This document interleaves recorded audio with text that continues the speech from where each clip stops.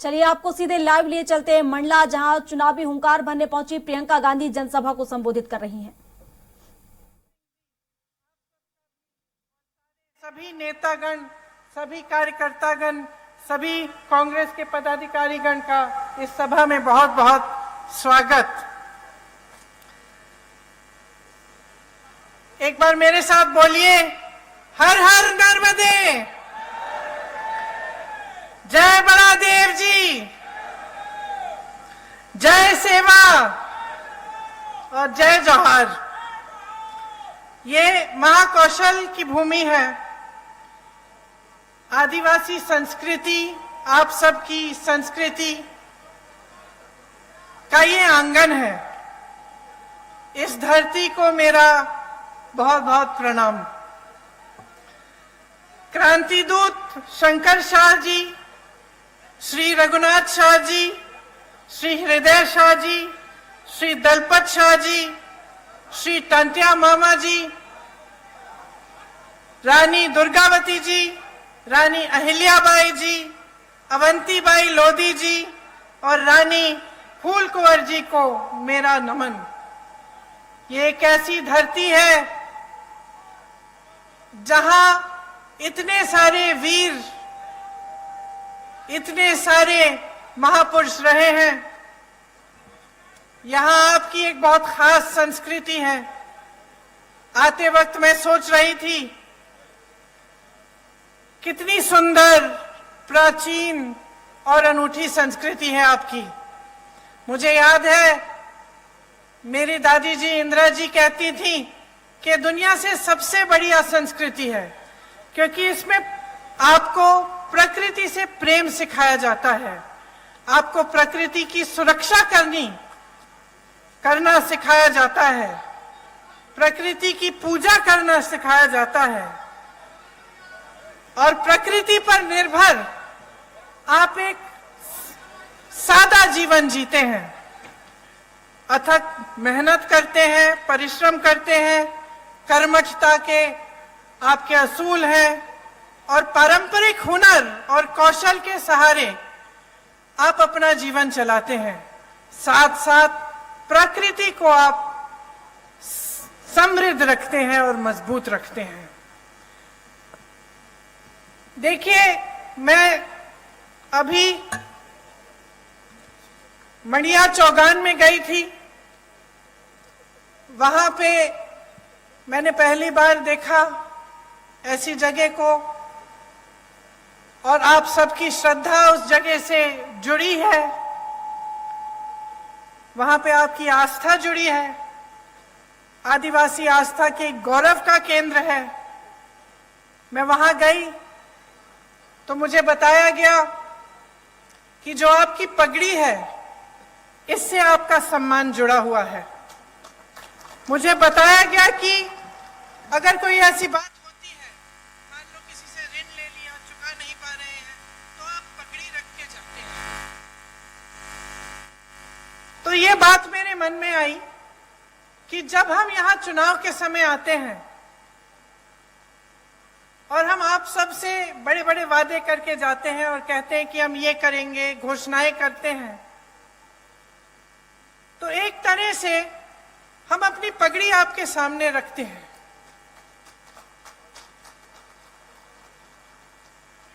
हम ये बात कर रहे हैं कि अगर हम ये नहीं पूरा करेंगे, जो हम पाते यहाँ पे आपके सामने हम कर रहे हैं, तो हमारा सम्मान जाएगा।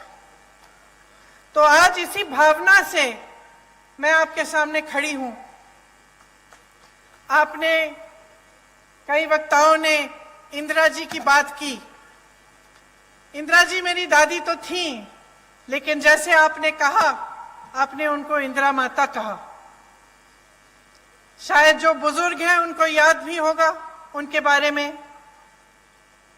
तो आप सब अगर आज यहां मेरी बातों को सुनने आए हैं, तो उसमें ये बात भी है कि मैं उनकी पोती हूं, मेरी शक्ल थोड़ी बहुत उनसे मिलती जुलती है, तो मुझे देखने के लिए आप आए हैं, मैं जानती हूं।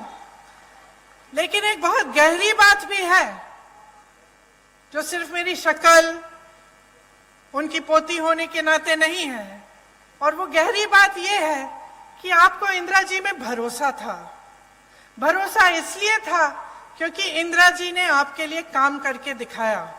आप उनको माता कहते थे तो इसलिए कहते थे कि आपकी श्रद्धा उनसे भी जुड़ी हुई थी।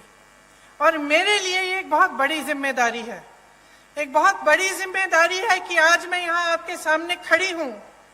आपने मेरी दादी जी को माता जी माना और मैं यहाँ खड़े होकर आपके सामने कुछ बातें कर रही हूँ, तो ये मेरी जिम्मेदारी बनती है कि मैं जो बात कहूँ आपसे वो सच बात हो, वो सही बात हो और वो आपके लिए ही बात हो, जो आपको आगे बढ़ा पाए और जो काम इंदिरा जी ने शुरू किया था उसको आगे बढ़ाने वाली बात हो।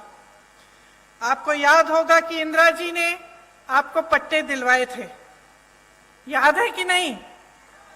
याद है। किस भावना से दिलवाए? इसी भावना से दिलवाए कि ये आपकी जमीन है, ये आपका सम्मान है, ये आपसे जुड़ी हुई बातें हैं और आपको पूरी तरह से की शक्ति आपके हाथों में मिलनी चाहिए। कांग्रेस पार्टी की यही परंपरा रही है, यही असूल रहे हैं और हम चाहते हैं कि जो संपत्ति है देश की, प्रदेश की, आपके जिले की, ये संपत्ति आपके हाथों में जाए। हम चाहते हैं कि आप मजबूत बने, आपकी शक्ति आपको मिले। और जब आप यहाँ पे चुनाव के बारे में बातें सुनने आते हैं, मेरी भी, अनेक अलग अलग पार्टियों के नेताओं की, तो आप हमेशा एक बात को अपने ध्यान में रखिए कि क्या ये लोग आपकी शक्ति आपके हाथों में देंगे कि नहीं देंगे। अब कांग्रेस की जो परंपरा रही है उसको आप देखिए। आपके लिए वन अधिकार का कानून लाया गया ताकि वन पर सबसे पहले आपका अधिकार बने, क्योंकि यही आपकी मूल संस्कृति रही है और एक तरह से मनुष्यता की मूल संस्कृति रही है। तो इसको बचाने के लिए और मजबूत पर करने के लिए आपको वन का अधिकार दिया गया था। जो भी नेता यहाँ आता है, मैं जानती हूँ ये 3 शब्द बोल के जरूर जाता होगा, जल, जंगल और जमीन, है कि नहीं? बोलते हैं ना। लेकिन इसके नीचे क्या अर्थ है, इसको समझना बहुत जरूरी है। क्या नेता गहराई से बोल रहा है या आपके सामने एक जुमला बना के छोड़ दिया है? आपको मालूम होगा कि कांग्रेस की सरकार ने आपको ये वन अधिकार दिलाकर जल, जंगल और जमीन पर आपको अपना अधिकार लौटाया। मनरेगा लाए, मनरेगा से ग्रामीण रोजगार बने। जो पलायन की बात कमलनाथ जी ने की, पलायन किस लिए होता है? पलायन इसलिए होता है जब ग्रामीण रोजगार नहीं बनता, जब आपके इलाके में, आपके गांव में, आपके जिले में रोजगार नहीं मिलता, तभी तो बच्चा सोचता है कि घर छोड़ के बड़ी शहर में नौकरी ढूंढेगा क्योंकि यहाँ नहीं मिल रही है। तो मनरेगा किस लिए बनाया गया था? आपको मजबूत बनाने के लिए, ताकि आपको रोजगार गांव में मिले, ताकि आपको पलायन करना नहीं पड़े। आज पलायन बहुत बड़ी समस्या है यहाँ की। भोजन का अधिकार का कानून मिला आपको, इससे आपके बच्चों को जो भोजन का अधिकार है वो दिया गया कि सरकार की जिम्मेदारी बनती है कि आपको भोजन मिलना है। पंचायत व्यवस्था को कांग्रेस की सरकारों ने मजबूत किया। जो पैसा पंचायत को आना चाहिए था वो आया। पंचायत में जो निर्णय लेने चाहिए थे कि आपके यहाँ कुछ काम कराना है या कोई समस्या है उसको सुलझाने के लिए, वो पंचायत में ही लिया जाए, ये कांग्रेस की सोच थी। इन सब चीजों से आपके हाथ मजबूत हुए। अब आप अगर देखें तो जितने भी अधिकार कांग्रेस ने आपको दिए और जो जो काम आपकी मजबूती के लिए किए, जब भाजपा आई तो एक एक करके ये अधिकार आपसे छीने गए। आज सरपंचों को के अधिकार में कटौती है, आप सब जानते होंगे।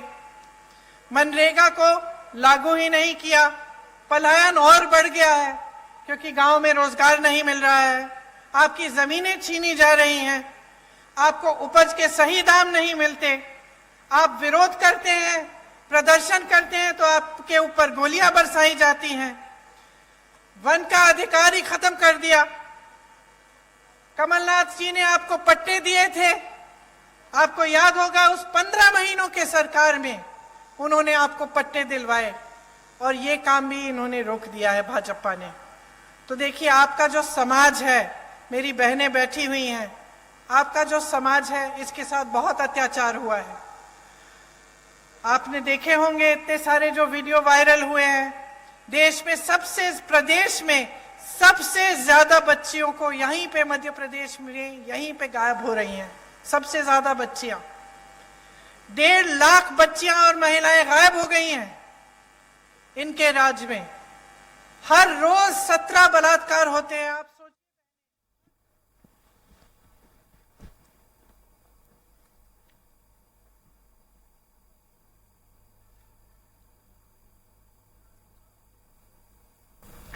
नमस्कार, आप देख रहे हैं स्वराज एक्सप्रेस और मैं हूं आपके साथ वर्षा। सीधे मंडला आपको लिए चलते हैं जहां प्रियंका गांधी संबोधित कर रही हैं। तो ये सोच है ना, इसी के बारे में आपको बताना चाहती हूं। एक तरफ कांग्रेस की सोच, आपका सम्मान, आपकी संस्कृति, आपकी परंपराएं को आगे बढ़ाने वाली सोच, और उसके बारे में मैं और बताऊंगी आपको कि कैसे छत्तीसगढ़ जैसे प्रदेश में कैसे कैसे काम हो रहे हैं।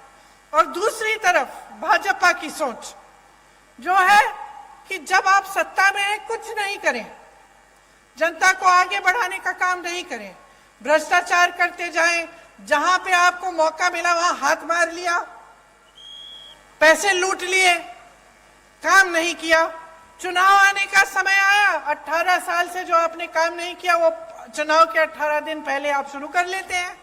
ये घोषणा करेंगे महिलाओं के लिए, आदिवासी जनों के लिए घोषणा करेंगे, कोई और घोषणा कर देंगे बच्चों के लिए, युवाओं के लिए। लेकिन जब आप 18 साल से आपकी सरकार है, जब आप सत्ता में हैं और आप थे, तो आपने क्यों नहीं किया ये काम, ये मैं पूछना चाहती हूँ। और मैं चाहती हूँ कि आप सबका ध्यान इसी तरफ आकर्षित हो। आपको आपके सम्मान की कमाई मिलनी चाहिए। ये जो इन्होंने चप्पल, जूते, छातों की बात की है ना, इसको बंद कराइए। देखिए थोक में खरीदते हैं, आपको एक जोड़ी चप्पल पकड़ा देते हैं, आपका कौन सा साइज है नहीं है वो भी नहीं मालूम, ऐसे ही पकड़ा देते हैं और सोचते हैं कि ये चप्पल, ये जूते, ये छाते आपको पकड़ाने से आप चुप हो जाएंगे और अपना बोनस नहीं मांगेंगे। इतना भी आदर नहीं करते आपकी मेहनत का। ये आपकी मेहनत की कमाई है, आपका अधिकार है, आपको बोनस मिलना चाहिए और आपको तेंदुपत्ता का सही दाम मिलना चाहिए।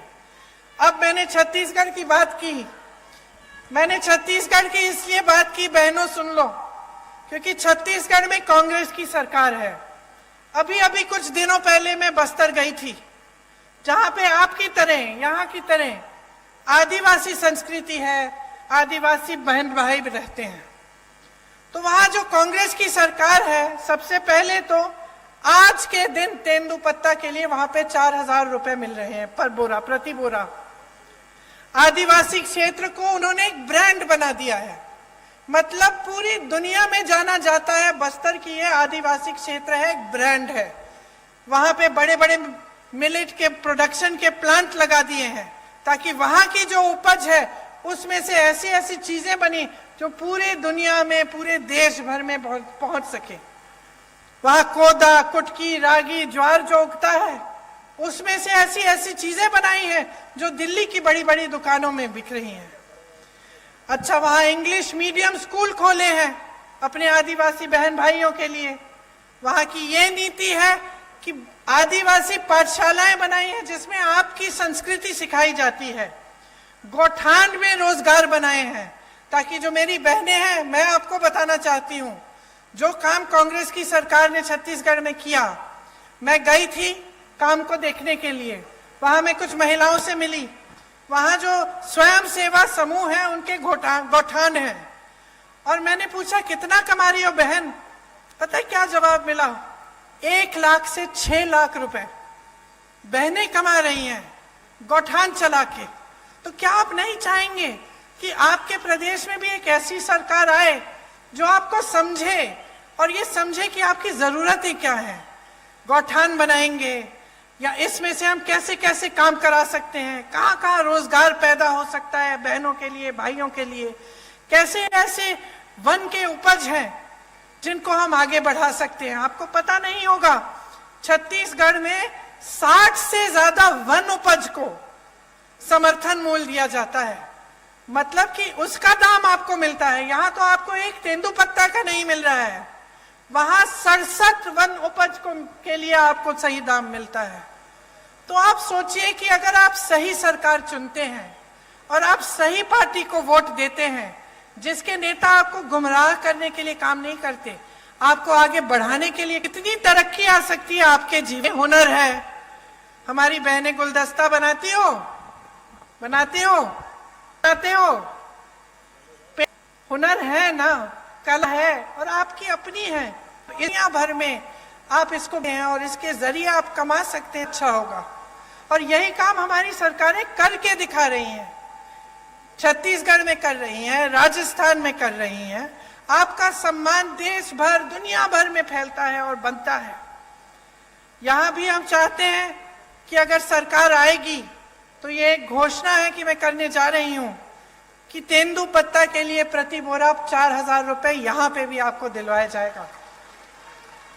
और जैसे छत्तीसगढ़ में पेशा कानून लागू किया है, उस तरह से यहां पे भी पेशा कानून लागू होगा। आपने तो देखा होगा कि आज मध्य प्रदेश में कैसी सरकार चल रही है। मेरे ख्याल से 225 महीनों की सरकार है और 250 घोटाले हैं। 18 साल से सरकार चल रही है, 22,000 घोषणाएं की हैं। मंडला जबलपुर की जो सड़क है 10 साल से बन रही है, 10 साल से। पहले 4 लेन की बन रही थी, अब 2 लेन की बन रही है, लेकिन 10 सालों में बना नहीं पाए। वही मैं कह रही हूं, ढंग से नहीं बनी है। आप आ जाइए ना मंच पे।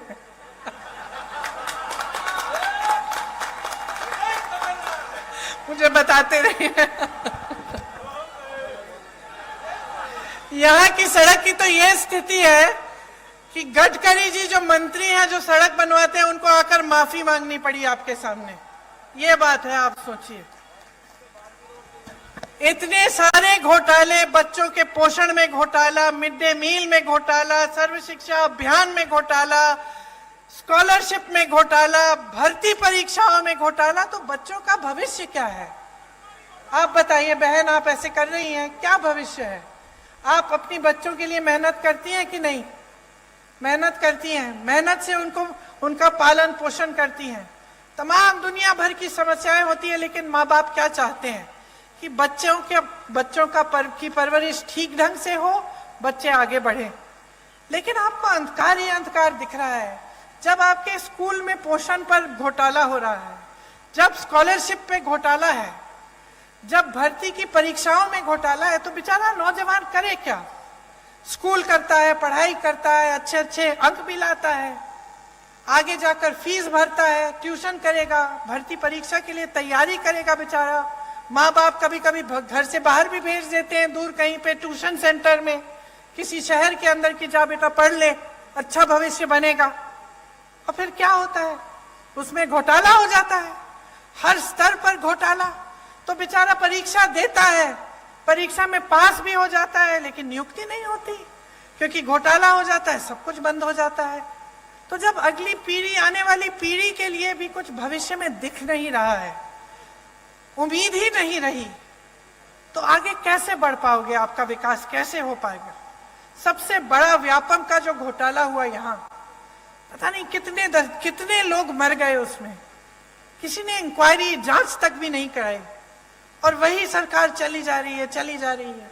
मां नर्मदा पे घोटाला, महाकाल में घोटाला, मंदिर में जो मूर्तियां लगाई हैं उस पर भी घोटाला। तो थक नहीं गए हो आप? थक गए हो ना? क्योंकि आखिर देखिए, जो नेता होते हैं, राजनीति में आते हैं, किस लिए आते हैं? ज्यादातर तो ये भावना रख के आते हैं कि कुछ सेवा करेंगे, आपको आगे बढ़ाएंगे। और आपको भी उनसे कुछ उम्मीद रहती है कि ठीक है ये मेरे गांव का एक नेता है और मेरे लिए करेगा, है कि नहीं। लेकिन जब आपको दिखता है कि चाहे कुछ भी मंच पे आकर कुछ भी कह रहे हैं, आपको कुछ भी कहानियां सुना रहे हैं, लेकिन सच्चाई इनकी कुछ और है। जब आपको दिख रहा है कि सालों से 10 सालों से आपकी सड़क नहीं बन पा रही है, जब आपको दिख रहा है कि यहाँ नर्मदा मैया में घोटाला हो रहा है, आपके बच्चे आगे बढ़ नहीं पा रहे हैं, यहाँ से पलायन करके चले जा रहे हैं बड़े बड़े शहरों में भटकते हुए नौकरी ढूंढने के लिए, तो क्या आप नहीं सोचते कि बहुत हो गया है, कि अब सरकार बदलने का समय आ गया है। जिन्होंने भ्रष्टाचार किया है उनको सबक सिखाने का समय आ गया है और एक ऐसी सरकार लाने का समय आ गया है जो आपके लिए काम करे। मैं तो ये भी नहीं कह रही हूं कि मेरी बातों पर चलो, अपना अनुभव होगा ना आपका। अब आप बताओ, आपके जीवन में तरक्की आई है क्या इन सालों में? जो छोटे दुकानदार हैं, छोटे उद्योगपति हैं, क्या आपका बिजनेस बढ़ा है? नहीं बढ़ा। जो किसान बैठे हैं उनकी खेती, क्या उससे खेती से उम्मीद रख सकते हैं कि उनको सहायता मिलेगी सरकार की, कि रोजगार बनेंगे और मजबूत, कि कमाई अच्छी होगी? क्या उम्मीद रखते हो आप? और महंगाई कितनी बढ़ी है आप बताओ। महंगाई को कम करने का काम किया है इन्होंने? नहीं किया। आज देखिए क्या कह रहे हैं आपको, कि आपको सिलेंडर देंगे 500 रुपए में, कह रहे हैं। अच्छा बहनों, आप में से कितनों के नाम में सिलेंडर है आज? नहीं है ना। परिवार के नाम में होगा सिलेंडर। अब जब आप सिलेंडर लेने जाती हैं तो क्या होता है, आप सोचती हैं कि चलिए अपने नाम में बदलवा दें, क्योंकि उन्होंने कहा है सिर्फ महिलाओं को मिलेगा। आप सोचती हैं कि चलो परिवार का सिलेंडर है, अपने नाम में डलवा दें। और जब डलवाने के लिए जाते हैं तो कितना मांगते हैं आपसे? 4000 रुपए। तो पहले कहते हैं कि आपको मुफ्त में से, मतलब आपको 500 रुपए में सिलेंडर दे रहे हैं। ठीक है, उनको अच्छी तरह मालूम है कि ज्यादातर परिवारों का सिलेंडर महिलाओं के नाम नहीं है। फिर आप जब बदलने जाते हैं तो आपसे 4000 रुपए मांगते हैं। और इसके ऊपर भी सोचिए, देखिए कांग्रेस की जब सरकार थी आपको 60 रुपए में राशन मिलता था कि नहीं मिलता था? और 425 रुपए में सिलेंडर मिलता था। इसका मतलब है कि 485 रुपए में आपको राशन भी मिल जाता था, सिलेंडर भी मिल जाता था। सच बात है। अब इन्होंने आपसे कहा कि चलो सिलेंडर हम आपको 500 में दे देते हैं, राशन आपको मुफ्त दे रहे हैं। ठीक है।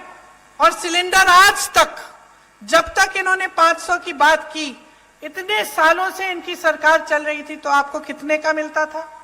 1125 रुपए का। तो हम दे रहे थे आपको 485 रुपए में सिलेंडर और राशन। इनके मुफ्त के राशन के साथ आपको 1125 में सिलेंडर मिल रहा था। तो नुकसान किसका हो रहा था? तो इन्होंने तो मार्केटिंग अच्छी कर ली, अभी भी कर रहे हैं। महिलाओं को 500 में सिलेंडर मिल जाएगा, मुफ्त में आपको राशन मिल रहा है। लेकिन असलियत क्या है, इसको पहचानो। नुकसान अभी भी आपका हो रहा है। देखिए आपके बच्चे बीमार पड़ते हैं, दवाई खरीदनी पड़ती है, दुकान जाते हो, महंगी महंगी दवाइयां, दवाई पे जीएसटी है। आपके छत में से पानी गिर रहा है, छत को ठीक करना है, सीमेंट, कुछ भी आपको जिस चीज का इस्तेमाल करना होता है वो महंगा हो गया है, उस पे जीएसटी है। मेरे किसान भाई बहन, डीजल पे, पेट्रोल महंगा, डीजल महंगा, जो भी आप इस्तेमाल करते हैं उस पे जीएसटी है। तो कैसे गुजारा कर रहे हैं? कभी मैं सोचती हूँ, मुझे समझ में ही नहीं आ रहा आप गुजारा कैसे कर पा रहे हो। एक तरफ रोजगार बंद है, बना ही नहीं रहे हैं। जहां से बनते थे बड़े बड़े पीएसयू, वो तो सारे इन्होंने अपने बड़े बड़े दोस्तों को बेच दिए। छोटे उद्योगों से रोजगार बनते थे, खेती से बनते थे, सब बंद कर दिया। मनरेगा बंद कर दिया, ग्रामीण रोजगार बंद कर दिया। छोटे छोटे उद्योग दुकानदार इतने त्रस्त और परेशान है, खुद कमा नहीं पा रहे हैं, रोजगार कहां देंगे? एक तरफ रोजगार बंद, दूसरी तरफ महंगाई इतनी बढ़ चुकी है, ऊपर से अत्याचार लादे जा रहे हैं आप पे। तो आप गुजारा कैसे करते हैं? आप सुबह जब उठते हैं तो कैसे सोचते हैं कि चलो एक और दिन हम निकाल लेते हैं, चलते हम तेंदुपत्ते को चुनने के लिए, शायद कुछ कमाई हो जाए। क्या ये सही है जो आपके साथ हो रहा है? क्या ये सही है?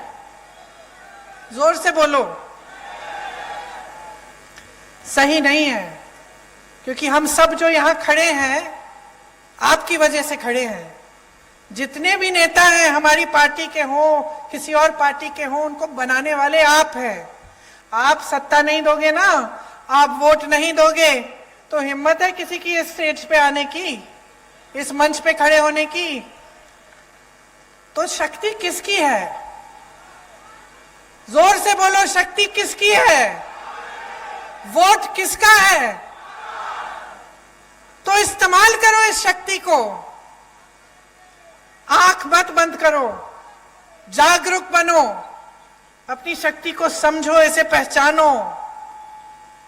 ये जो खेल खेले जाते हैं आपके साथ, इनको देखो, कितने पद खाली हैं इस सरकार में। आप कहीं भी किसी भी स्तर पर देखिए, पद खाली पड़े हैं, लेकिन यहाँ के नौजवान बेरोजगार हैं। क्यों? पद पड़े में पद दो, भरो उनको। नहीं, आप भर्ती के घोटाले करते हैं, भरना नहीं चाहते।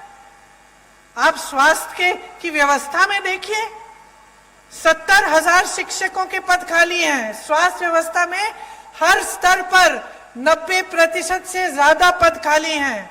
ये मंडला में आपका अस्पताल नहीं है आज तक। 18 सालों से सरकार है, आपको दूर दूर जाना पड़